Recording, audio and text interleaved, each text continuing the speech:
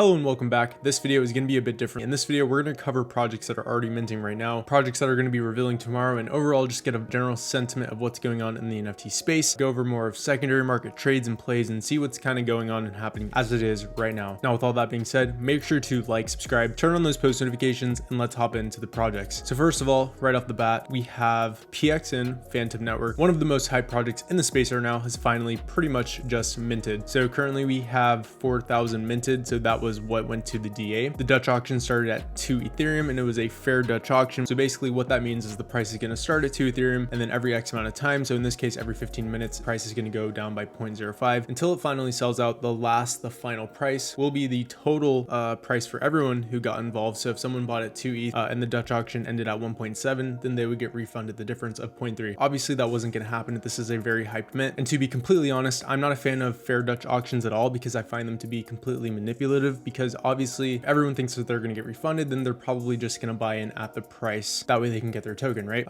This was a fair Dutch auction. However, whenever these went to mint, there were like 20-30 of us sitting in VC ready to mint this. Adrenaline was pumping, everyone was boosting their GUI 10-13k, and then we realized as soon as they would launch the website, boom, QU system. So basically how they had it set up is it would randomly pick your IP address, or at least this is what I think happened. They randomly would pick your IP address, you would be put into a QU system on their website, and if you got in, then you were allowed to mint 2 at 2 ETH each, and essentially it sold out at 2 Ethereum. In Azeroth during our live stream, out of the like 30 of us in there, only one person made it into the QU. Shout out to you, Brog, god level RNG. So after that, a lot of us started looking on the secondary market. We were kind of sitting in between this area around here, in between, you can't really see all the sales, but really between 2.5 and 2.8 for a good minute. And a lot of us were trying to put in transactions. I myself put in 5 different transactions on NFT Nerds with quick buy features, 1500 priority GUI, even 3k, and I had 5 failed transactions. So eventually we ended up pumping to about 4.5 ETH. That's where we topped out at. We did a retracement down to 3 ETH, popped back up. We retraced again, broke 3 ETH. We found support again. This is when I myself bought in. So I went ahead and bought a token at around 2.8 ETH, and you can see we actually dipped under that, and now we're stabilizing and just maintaining 2.8 ETH again. So by the time you're watching this, you're probably going to see how that plays out. Now the one really good thing is that it is 2 a.m. so basically 6 hours into the mint, and we've already done nearly 10,000 Ethereum in volume traded, which is really good. It's very healthy. That's really good, really strong, and one of the reasons why I decided to go ahead and scoop one up at 2.8, especially since we had all-time highs basically at 4.5 ETH. So basically this is going to be a 2-part video. By the time you're watching this, PXN will have already minted out. We'll see what happens once whitelist mints. Now another big project I want to talk about is called Azuki. So basically, if you don't know Azuki,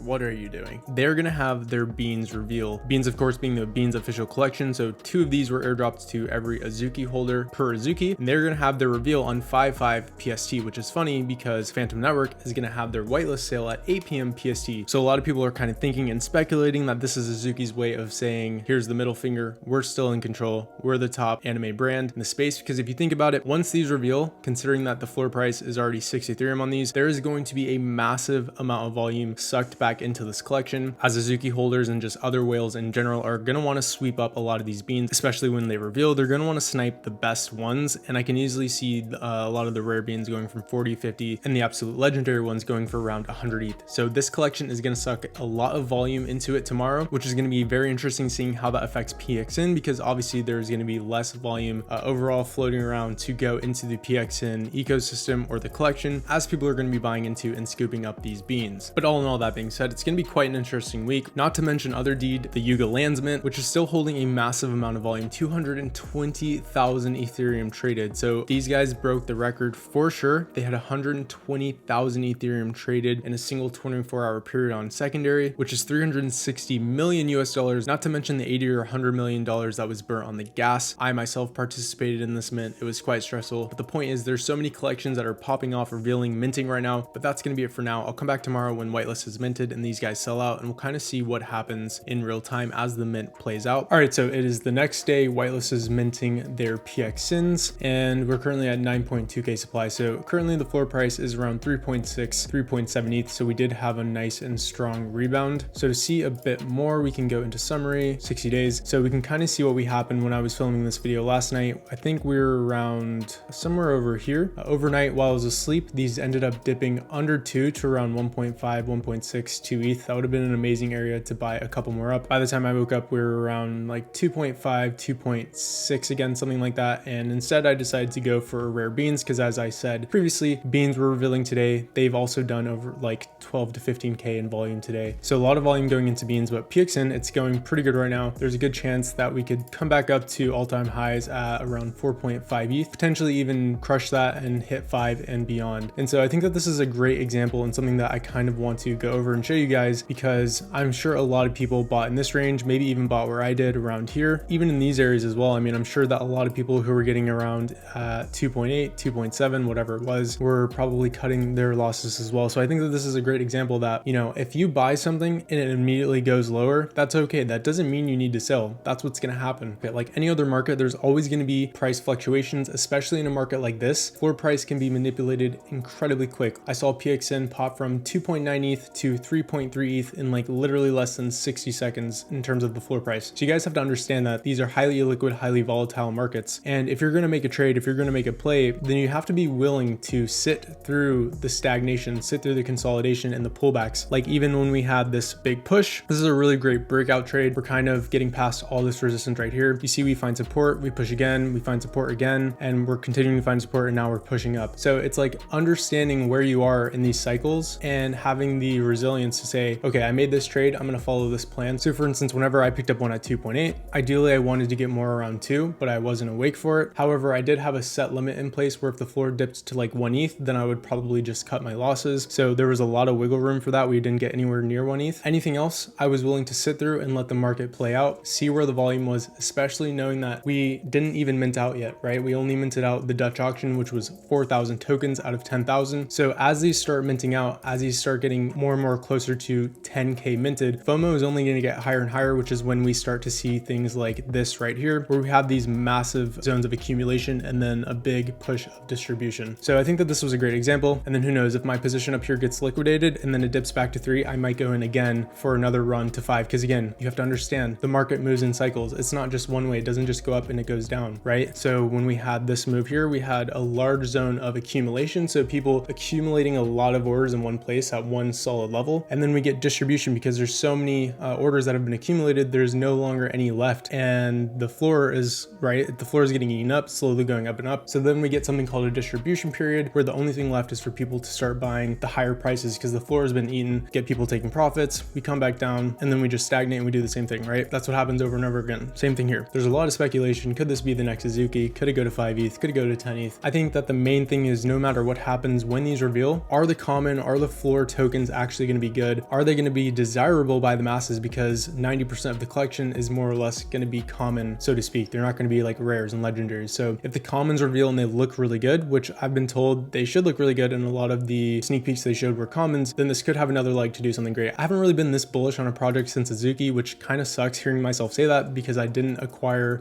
more tokens around 2 ETH or even 2.5 still. That being said, I probably will look to acquire at least one more. But again, if these do reveal and the commons look good, these will probably fly. You have to remember that Azuki had like an all-time high, I believe, of like 3.3 or 3.4 per reveal. As soon as the reveal happened, they plummeted down to 2 ETH. And then within about 15 to 30 minutes, they went from 2 ETH back up to 3.5 ETH and then kept going on from there. And that kind of showed you, wow, people were really interested in the commons. The art looked really good across the board. It wasn't just that the legendaries looked good or the rares looked good. They all looked good. And the aesthetic and the vibe of the whole project was desirable to the mass market. But that's PXN. You guys will see what happens on your own end by the time these reveal and see what really happens and how this plays out. I think that this has been a very fun and interesting mint to watch, similar to the Otherside, the other deeds by Yuga land. So that is pretty much it for this video. I just wanted to go in, get an overview of the market, at least when it came to PXN and Beanz, because these are super hyped projects. And hopefully you guys found some sort of value in this video. If you did, make sure to like, subscribe, turn on those post notifications. I'll catch you guys in the next video. Peace out.